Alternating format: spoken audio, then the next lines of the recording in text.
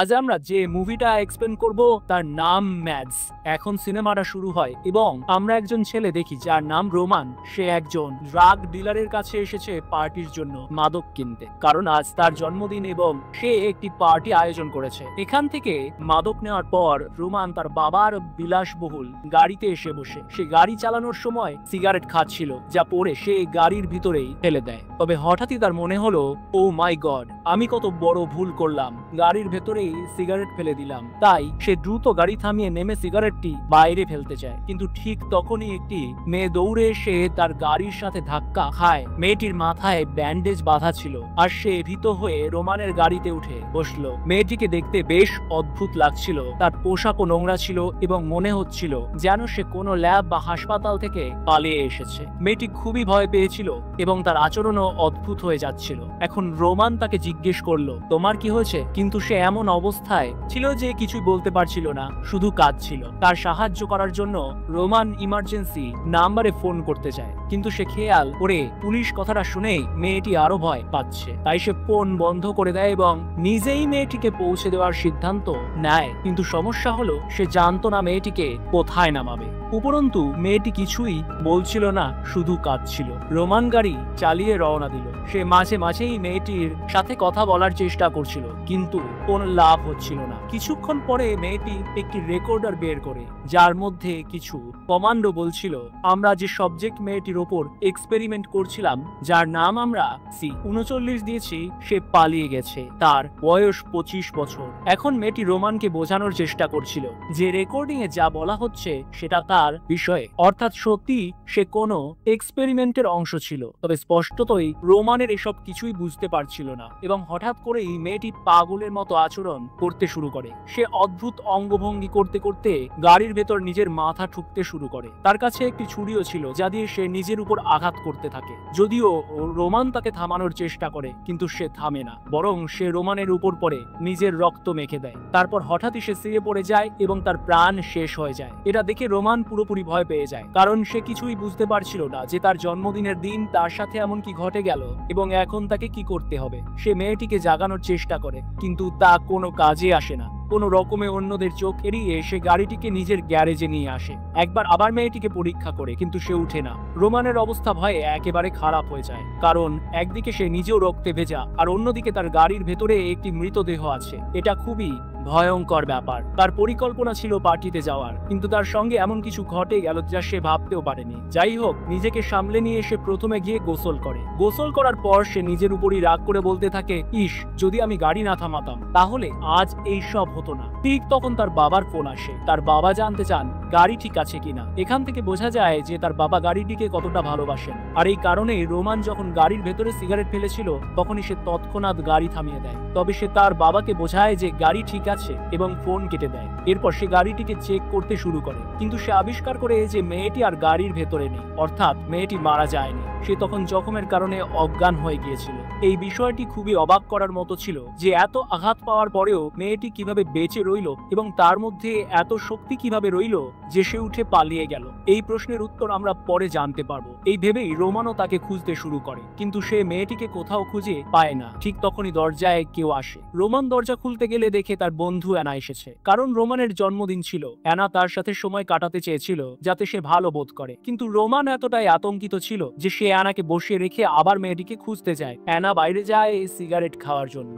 Roman ভাবে Anna হয়তো রাগ করেছে, তাই সে তাকে ভেতরে ডাকে। অ্যানা বলে, আমি তোমাকে পার্টিতে নিয়ে যেতে এসেছিলাম, কিন্তু তুমি আমার সাথে এমন অদ্ভুত আচরণ করছো কেন? অ্যানার মনে সন্দেহ হয় কেন রোমান এমন আচরণ করছে। রোমান তাকে বোঝানোর চেষ্টা করে এবং সেখান থেকে চলে যেতে বলে। ঠিক তখনই রোমানের অন্যান্য বন্ধুরাও তাকে নিতে আসে, কিন্তু রোমান তাদের সঙ্গে যাওয়ার পরিবর্তে বলে, আমার শরীর ভালো লাগছে না, আমি পরে আসবো। এরপর সে বাড়ির সিসিটিভি ফুটেজ চেক করতে যায় মেয়েটিকে খুঁজে বের করার জন্য, কিন্তু সিসিটিভিতেও তাকে খুঁজে পায় না। অবশেষে রোমান বাইরে বের হয় এবং দেখে তার বন্ধুরা এখনো যায়নি। তখন সে তাদের সাথে যাওয়ার সিদ্ধান্ত নেয়। পথে রোমান অদ্ভুত আচরণ করতে থাকে। পার্টিতে পৌঁছানোর পরেও সে স্বাভাবিক হতে পারছিল না। সেই মেয়েটি তার মাথায় ঘুরপাক খাচ্ছিল। আনা বুঝতে পারে না রোমানের সাথে কি হচ্ছে। তার বন্ধুরা রোমানকে জিজ্ঞাসা করে, তোমার ঠিক কি হয়েছে? কিন্তু তাদের কোনো উত্তর না দিয়ে রোমান একটি ঘরে চলে যায়। অ্যানা তার এক বন্ধুর সাথে বাথরুমে যায়। কিছুক্ষণ পরে যখন অ্যানা সেখান থেকে চলে যায় তখন সেই বন্ধুর কাছে রোমান আসে। অর্থাৎ রোমান অ্যানার প্রতি বিশ্বস্ত নয়, কিন্তু সেই বন্ধু লক্ষ্য করে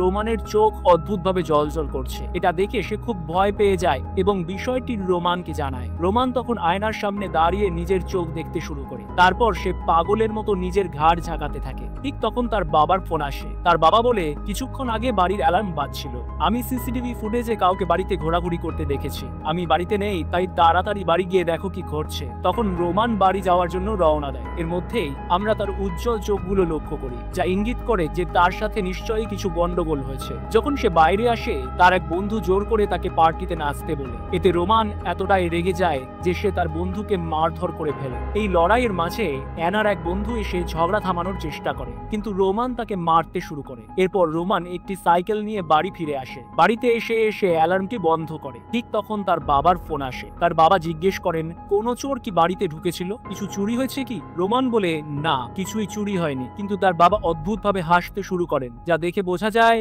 যে তার সাথেও কিছু অদ্ভুত ঘটনা ঘটেছে। রোমান ফোন কেটে বাড়ির ভেতরে ঢোকে। সেখানেই সে সেই রেকর্ডারটি দেখতে পায়, যেটি সেই মেয়েটির কাছে ছিল যার উপর ল্যাবে এক্সপেরিমেন্ট করা হচ্ছিল। রেকর্ডিং তখনও চলছে। এরপর রোমান বাড়ির বিভিন্ন জায়গায় রক্তের দাগ দেখতে পায়। সেই দাগ অনুসরণ করতে করতে সে বাড়ি চলে যায়। সেখানে সেই মেয়েটিকে বসে থাকতে দেখে, যে এখনো ছুরি দিয়ে নিজের উপর আঘাত করে যাচ্ছে। রোমান দ্রুত ছুরিটা কেড়ে ফেলে এবং দূরে ছুড়ে দেয়। এরপর সে আবার আতঙ্কিত হয়ে পড়ে। ঠিক তখনই মেয়েটি নিজের শরীর থেকে একটি ডিভাইস বের করে। এটা দেখে রোমানের মাথা ঘুরে যায়। তার কিছুই স্বাভাবিক মনে হচ্ছিল না, তাই সে পালাতে শুরু করে। কিন্তু তখন সে জানালা দিয়ে কমান্ডোদের দেখতে পায়, যারা সেই মেয়ের ওপর এক্সপেরিমেন্ট করেছিল। তারা মেয়েটিকে খুঁজতে এসে পৌঁছেছে। তারা মেয়েটিকে নিয়ে যেতে চায়, কিন্তু তাদের বুঝতে বাকি থাকে না যে বাড়ির ভেতরে আর কেউ আছে। এটা বুঝতে পেরে রোমান আতঙ্কে পালাতে শুরু করে। এরপর সে আচমকা পাগলের মতো আচরণ করতে থাকে, জোরে জোরে হাসতে শুরু করে, রাস্তায় বসে নিজেকে কেটে ফেলে এবং তারপর মাটি চাটতে শুরু করে আর উল্টো দিকে হাঁটতে শুরু করে। এটা দেখে কমান্ডোরা তাকে ধরে নিয়ে যেতে চায়। এদিকে অ্যানা রোমানকে ফোন করে কথা বলার চেষ্টা করে, কিন্তু ফোনে কেউ অন্য মানুষ কথা বলে। বোঝা যায় তারা কমান্ডোরা ছিল, কিন্তু অ্যানা ভেবে নেয় যে রোমানই কথা বলছে। অ্যানা বলে, তুমি যে ছেলেটিকে মারধর করেছিলে তার ঘাড়ের হাড় ভেঙে গেছে, তুমি এত জোরে কিভাবে আঘাত করতে পারলে? তখন কমান্ডোরা তাকে জিজ্ঞাসা করে, তুমি কোথায় যাচ্ছ?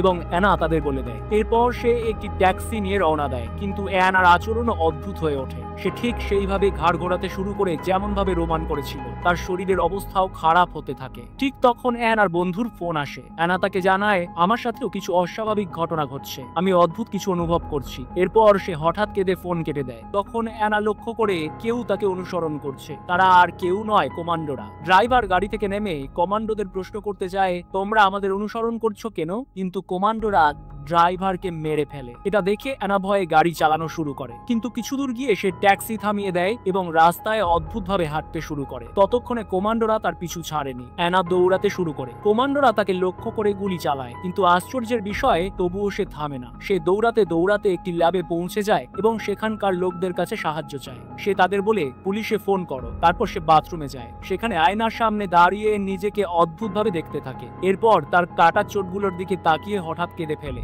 এমন সময় তার কাছে অ্যানার বন্ধুর ফোন আসে। সে বলছে, স্টেশনে এসো, আমার কাছে একটা বাইক আছে, আমরা এখান থেকে পালিয়ে যাব। এই সময় কমান্ডোরা ক্লাবে পৌঁছে যায় এবং সেখানে থাকা সবাইকে গুলি করে হত্যা করতে শুরু করে। এটা দেখে অ্যানা জানালা দিয়ে লাফ দিয়ে বেরিয়ে যায় এবং তার বন্ধুর বলা স্থানে যেতে থাকে। তখন দেখা যায় অ্যানার চোখে অদ্ভুত আলো ঝলমল করছে এবং সে পাগলের মতো আচরণ করছে। পথে সে এক মেয়ের ওপর হামলা করে, তাকে নিষ্ঠুরভাবে ধরে এবং নিজের রক্ত মেয়েটির ওপর মেখে দেয়। এরপর সে এগিয়ে যায় এবং এক ছেলের সাইকেল চুরি করে পালিয়ে যেতে শুরু করে। ছেলেটি তাকে থামানোর চেষ্টা করলে সে তাকে হত্যা করে এবং লাশটিকে পুকুরে ফেলে দেয়। যাওয়ার আগে সে বলে, আমি দুঃখিত, আমি ইচ্ছে করে করিনি, জানি না আমার সাথে কি হচ্ছে যে এমন আচরণ করতে বাধ্য হচ্ছি। এরপর আমরা দেখতে পাই যে পুরো শহরে সাইরেন বাজছে। বোঝা যায় এই শহরের অনেক লোকের সঙ্গে এমন অদ্ভুত ঘটনা ঘটছে। অ্যানা তার বন্ধুর কাছে পৌঁছায়। তার অবস্থা দেখে বন্ধু তাকে বাইকে বসিয়ে দ্রুত পালানোর চেষ্টা করে, কিন্তু অ্যানা অদ্ভুতভাবে তার রক্ত বন্ধুর ওপর মাখানোর চেষ্টা করে। এটা দেখে বন্ধুটি তাকে বাইক থেকে ধাক্কা দিয়ে ফেলে দেয়। তখন সে দেখে